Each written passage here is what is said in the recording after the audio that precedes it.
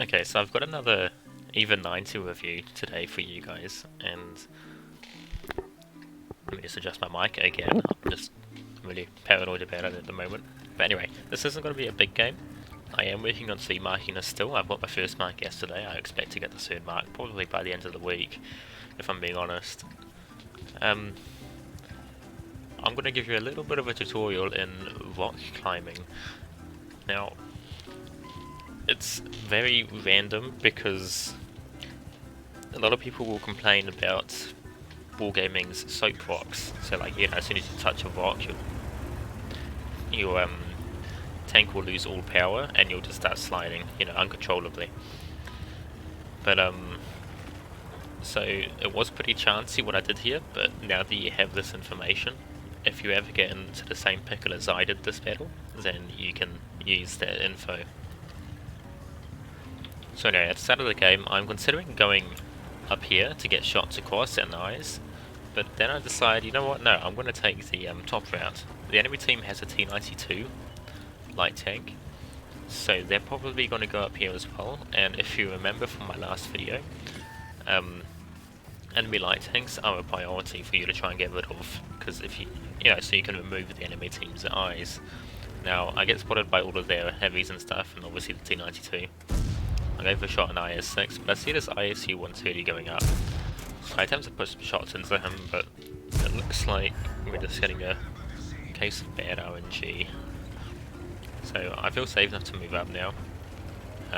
Anyone who's still sitting back here to try and get a shot at me won't be able to see me because of my, you know, insane camera rating. Now here's the T-92, so he's probably going to be focused on me pretty soon. I'm not loaded yet, so I'm just trying to bait him up a little bit.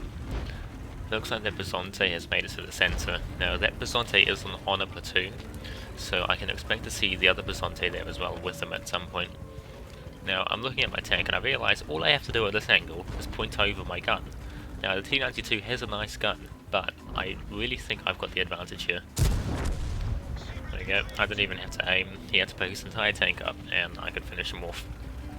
Now I see this SDA over here, and anyone who's played down this side of the map knows how annoying it is to be at the bottom, right? So I'm actually going to go into control it myself.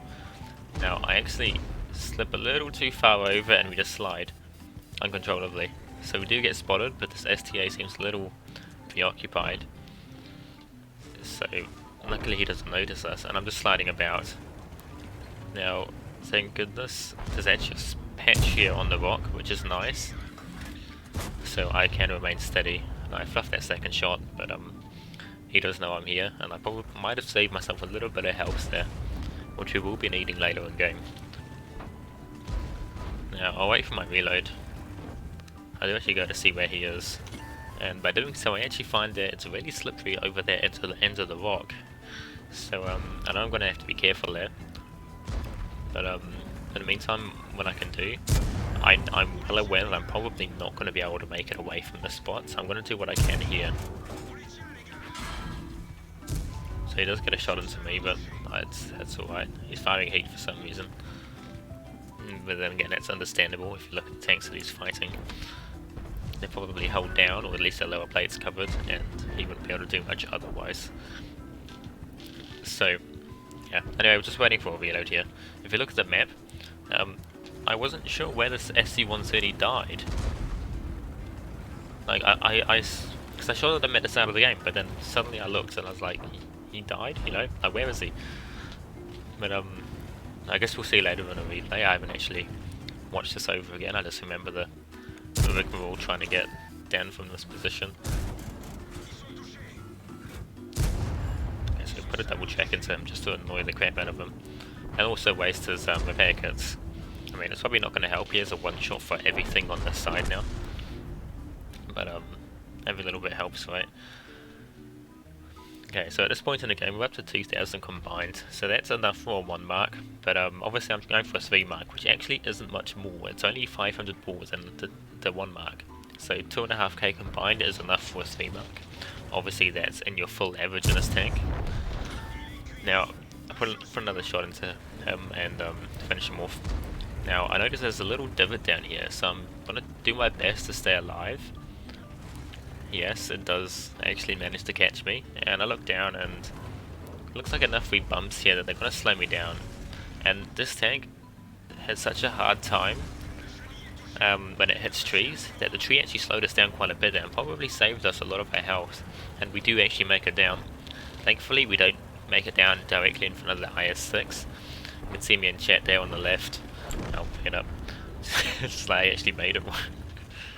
But anyway, here's the ISC-152. Now luckily he actually pulls forward again, so he bounces the first shot because Russia, you know, somehow 90mm of armor unangled is enough to stop 175mm of pen because Russia. Now I'm reloading, so I'm going to head back up and remembering my mistake from before. Not that I'll have to go there. Ah, there's the SC-130, so he's actually a cap now. Now this Bizonte is actually watching us. Now I'm probably still spotted here, but I just picked my moment. Now you don't want to look behind you when you're coming up here. You pick your moment and you go, otherwise you will end up falling off the side or screwing up and getting stuck. And then obviously shot by the enemy team. Just, you know, just go for it. Anyway, I see there's a wee perch up here, so hopefully, I'm hoping I can get some shots here. Now there's an even 90 sitting there. He's putting, or attempting to put shots into our ML1. He's probably counter-cabbing, and okay, so we killed the ISC-130. I didn't realise it. I tend to go into a bit of an auto mode when I'm playing World of Tanks, and I just do what I do, you know. I only really see my train of thought when I'm watching the replays, right? It's just, you know, I don't know. Anyway, so that's almost 2.5k, so this is almost a 3-mark battle. Well, you know, enough to bring up my mark anyway. Okay, so there's the other Bizonte, he is there. I didn't actually see if he was on the map before, but there he is. So I've prepared for a few shots, but I see this even 90 is now clipping, so remember what I said, the eyes of the enemy team are the priority if you're a light tank. And I use my last shots to harass that Bizonte a little bit. Okay, so one of our TDs is having a go at the other TDs for being TDs, so we'll just let him do what he wants. Jagdtiger is in a pretty sticky situation there, but you gotta remember the Jagdtiger 88 down the bottom here, or over there somewhere, is has really good DPM, really good rates of fire. It looks like the Bizonte is actually just sitting here watching us. That's probably a result of them communicating. Here's a Pajero. Got one shot. And I screw up the last shots. Okay, so I've got 3 rounds left on my clip. And then I'm going to have to switch to premium. I haven't actually had any point in this game where I've needed to use premium rounds. If I did, I would use them. I'm not going to sit there and be like, you know, I'm a purist, I'm not going to use premium. If you need to use it, just use it. You know, a lot of the time you won't use enough to actually, you know, effectively going to earn anything, especially if you're in a premium tank like this. Yeah, there's that G-Saw. Let's see if I can put shots into him. And there's a Pajero, so he's a one-shot, so you know, we'll finish him off, hopefully. There we go, just nipped the back of his tank. Now, actually, something that's interesting, because I'm going to start trying to mark my RHM Borsig, is that it has the same slightly faster rounds than the Borsig, so this tank is actually really good for training yourself to fire the Borsig's big gun, 150mm, because that thing's only got like 500 and something meters a second velocity on its shells, which is insanely slow, but I actually didn't realise this one was that slow. I just got used to it, so I'll keep that in mind from now on when I'm using it. Okay, so I'm actually waiting for my Jagdtiger to make a movement here. I don't want to put... oh, no, there he is. My original plan was to not poke these guys until the Jagdtiger was there, otherwise they would rush me. But he's doing it anyway, so he actually fluffs the second shot into me, because, again, Bizonte just has terrible dispersion. And we make it into the Sweet Nook to get away from him. Now I look for shots in this Bizonte, but it doesn't look like he's poking out enough. Those Bizontes are in a pretty difficult situation. Now that was what they're actually coming up to us, which worries me, so I start looking for a way out. But I see one of them dies, and the Jagdtiger can finally start putting shots into him. So I'm actually going to go in for the kill here. Here's the last guy on the team, and he's not focused on me. So, well, there we go. Game finished. Anyway, nice 7 kills. I'll put the end plates up so you guys can have a look if you want. And that's the video. So, yeah, if you have any rock climbing issues, it is usually trial and error, but obviously you can look for little things like, especially if you're in a light tank, trees will slow you down a lot.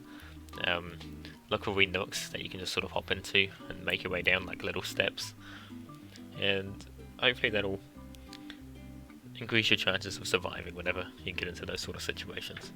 But yeah, anyway, thanks for watching, and I will see you again in the next video.